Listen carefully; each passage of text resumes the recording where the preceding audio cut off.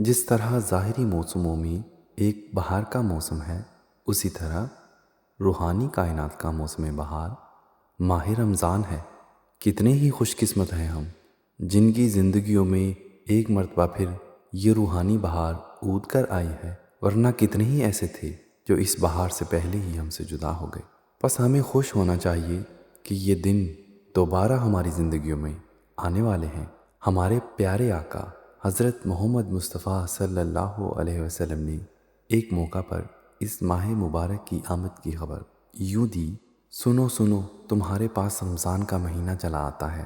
یہ مہینہ مبارک مہینہ ہے جس کے روزے اللہ تعالیٰ نے تم پر فرض کر دیے ہیں۔ اس میں جنت کے دروازے کھول دیے جاتے ہیں اور دوزخ کے دروازے بند کر دیے جاتے ہیں، اور سرکش شیطانوں کو جکڑ دیا جاتا ہے۔ اور اس میں ایک رات ایسی مبارک ہے جو 1000 راتوں سے بہتر ہے۔ جو اس کی برکات سے محروم رہا تو سمجھو کہ وہ نامراد رہا۔